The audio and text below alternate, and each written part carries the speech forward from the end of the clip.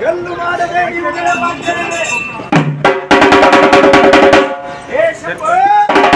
ಬರುವಾಗ ಏನು ತರಲಿಲ್ಲ, ಹೋಗುವಾಗ ಏನು ಒಯ್ಯುವುದಲ್ಲ, ಮರಣಕ್ಕೆ ಮತ್ತಿಲ್ಲ, ಅನುಮಾನಕ್ಕೆ ಉಸಿರೇ ಇಲ್ಲ. ನಮ್ಮದೊಳಗಿನ ಒಂದು ಪ್ರಾಣ,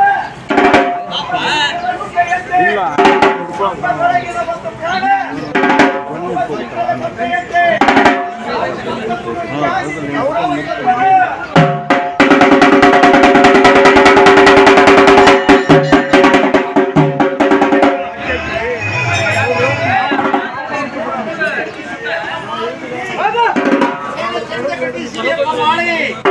ನೀನು ಸತ್ತಾಗ ನಾಲ್ವರ ಹೆಗಲ ಮೇಲೆ ಒಂದು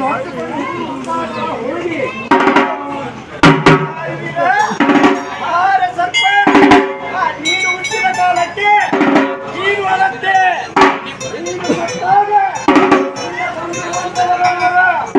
ನೀನು ಹುಟ್ಟಿದಾಗ ನಿನಗೆ ಬಣ್ಣ ಬಣ್ಣದಾಗಿ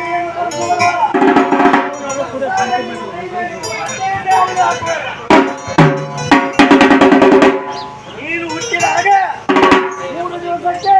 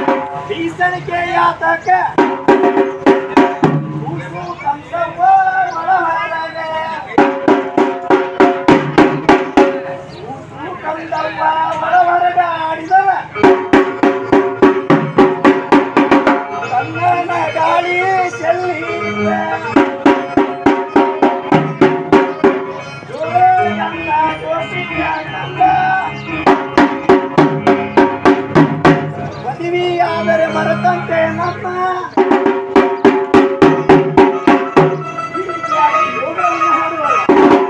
ಹುಟ್ಟಿದಾಗ ನಿಮಗೆ 3 ದಿವಸಕ್ಕೆ ಹುಡುಕಾಡಿ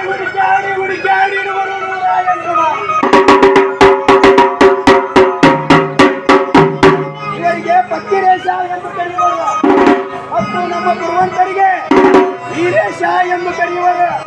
ನಮ್ಮ ಹಿರಿಯ ಪುರುವಂತರಿಗೆ ಲಪನೆಟ್ಟು ಕರೆಯಲು ಬರುವುದಿಲ್ಲ. ಅದಕ್ಕೋಸ್ಕರ ಅವರಿಗೆ ಹಿರಿಯ ಪುರುವಂತರೆಂದು ಕರೆಯುವರು. ಈ ರೀತಿಯಾಗಿ ಹುಡುಕ್ಯಾಡಿ ಇರುವರು. ಶಬ್ಬ ಹಾಗೂ ಈ ಲಗ್ನ ಮಾಡಿಸುವ ಯಜಮಾನರಿಗೆ ಶಿವಕಲ್ಲಪ್ಪ ಎಂದು ಕರೆಯುವರು. ಹಾಗೂ ಮಧುಮಗನಿಗೆ ರಮೇಶ ಎಂದು ಕರೆಯುವರು. ಹಾಗೂ ಮಧುಮಕ್ಕಳಿಗೆ ಶ್ವೇತ ಎಂದು ಕರೆಯುವರು. ಮತ್ತು ಈ ಭೂಮಿ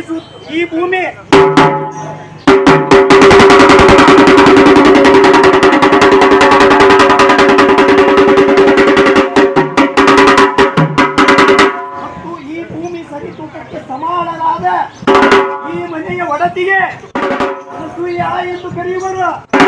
ಈ ರೀತಿಯಾಗಿ ಹುಡುಕ್ಯಾಡಿ ಇರುವರು 108 ನಾಮ. ಆದರೆ ಸತ್ತಾಗ ಒಂದೇ ಒಂದು ನಾಮ ಹೆಣ ಎಂದು ಕರೆಯುವರು, ಅರ್ಥ ಶವ ಎಂದು ಕರೆಯುವರು. ಆವಾಗ ನೀವು ಸತ್ತಾದ ಮೇಲೆ ನಿಮ್ಮ ಹೆಣವು ಹಚ್ಚಿಕೊಂಡು ಹೋಗಲು ಯಾರು ಇರುವುದಿಲ್ಲ. ಹೇ ಶಂಭ, ಹೇ ಶಂಕರೇ,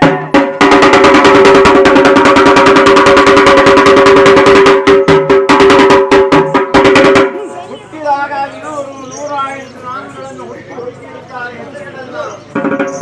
ಸಪ್ತಕಾಲಕ್ಕೆ ಒಂದೇ ಹೆಸರು ಬರುವುದು. ಸರ್ಪ 10 ವರ್ಷಕ್ಕೆ ಹಕ್ಕಿ, 20 ವರ್ಷಕ್ಕೆ ಧಕ್ಕಿ, 30 ವರ್ಷಕ್ಕೆ ಮೂರ್ಖ, 40 ವರ್ಷಕ್ಕೆ ನಾಚಿಕೆ, 50 ವರ್ಷಕ್ಕೆ ಅರು, 60 ವರ್ಷಕ್ಕೆ ಅರು ಬರು, 70 ವರ್ಷಕ್ಕೆ ಯೋಗಿ, ಹಾಗೆ ಹೇ ದೇವ 90 ವರ್ಷಕ್ಕೆ ಕೂಗಿ ಕೂಗಿ ಎಂದರೆ ಕಟ್ಟಿ ಮೇಲೆ ಎಲ್ಲ ಮೊಮ್ಮಕ್ಕಳನ್ನು ಕರೆದುಕೊಂಡು ಕೂತಾಗ ಮೊಮ್ಮಕ್ಕಳು ಕೂಡ ಅಜ್ಜ ಅಜ್ಜ ಎಂದು ಕರೆದರೆ ಮೊಮ್ಮಕ್ಕಳು ಕೂಡ ನಮ್ಮನ್ನು ಅಜ್ಜ ಎಂದು ಕರೆಯುತ್ತಿಲ್ಲ, ಕೂಗಿ ಬಂತಲ್ಲ ಎನ್ನುವರು. ಹೇ ದೇವ 100 ವರ್ಷಕ್ಕೆ ನಾನು ಅಯ್ಯೋ ಶಿವ ಶಿವ ಹಾಗೆ ನಾಲ್ವರ ಹೆಗಲ ಮೇಲೆ ಹೊತ್ತುಕೊಂಡು ಹುಡುಗ ಹುಡುಗಾರರ ಹುಡುಗಿ ಹಿರಿಯ ಪುರೋಹಿತ ನಮ್ಮ ಸಹೋದರನಾದ ಪುರೋಹಿತರು. ಈ ಅರ್ಥದ ವಿಷಯ ಇಷ್ಟೇ.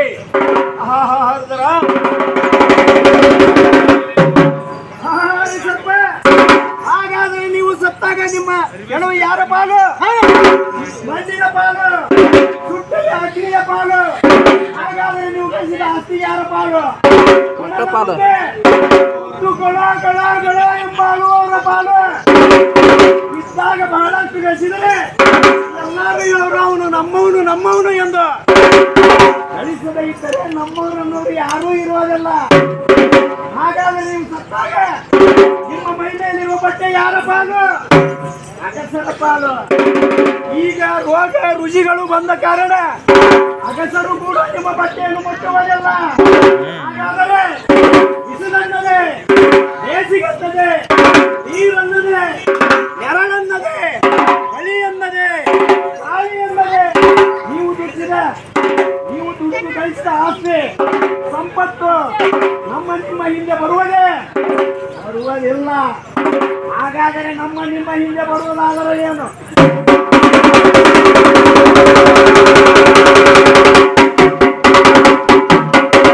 ಅದಕ್ಕಾಗಿ ಹೇಳುವರು, ಹಣವಿದ್ದಾಗಲೇ ದಾನ ಧರ್ಮಗಳನ್ನು ಮಾಡಬೇಕು, ಗುಣವಿದ್ದಾಗಲೇ ಶಿವಸಿದ್ದರಾಮರ ಶ್ರೀರಾಮನ ಭಕ್ತಿಯನ್ನು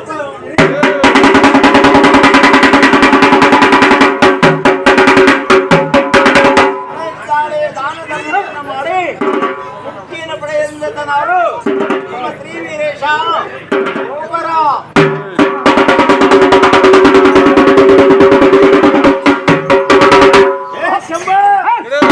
ಆದರೂ ಈ ಸಭಾದಲ್ಲಿ ಕೆಲವರು ಅಂದುಕೊಳ್ಳುತ್ತಿರುವರು ನಾನು ದೊಡ್ಡ ಶ್ರೀಮಂತರ ಮಗಳನ್ನು ಮದುವೆ ಮಾಡಿ ತಂದಿರುವರು, ನಮ್ಮ ಬಂಧುಗಳು ನಮ್ಮನ್ನು ಹಿಡಿಯುವರೆಂದು ಹೇಳುತ್ತಿರುವರು.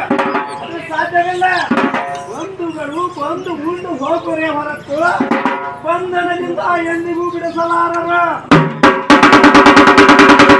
ಅದಕ್ಕೋಸ್ಕರ ಹುಟ್ಟಿದ ಬಳಿಕ ಎರಡು ಜಾತಿ ಇರುವವ, ಒಂದು ಗಂಡು ಒಂದು ಹೆಣ್ಣು. ಅದಕ್ಕೋಸ್ಕರ ನಮ್ಮಲ್ಲಿ ಇದ್ದಾಗ ನಾವು 4 ಮಂದಿಗೆ ಕೊಟ್ಟು ತಿಂದಿದ್ದಾದರೆ ನಾವು ಮಾಡಿದ ಪಾಪ ಮತ್ತು ಪುಣ್ಯ ಮಾತ್ರ ನಿಮ್ಮ ಹಿಂದೆ ಬರುತ್ತದೆ ಹೊರತು ನಾವು ಗಳಿಸಿದ ಸಿರಿ ಸಂಪತ್ತು ಆಸ್ತಿ ಯಾವುದು ನಿಮ್ಮ ಹಿಂದೆ ಬರುವುದಲ್ಲ. ಕಾಣಿರಿ ಕಡೆ ಅಂದಾಟ.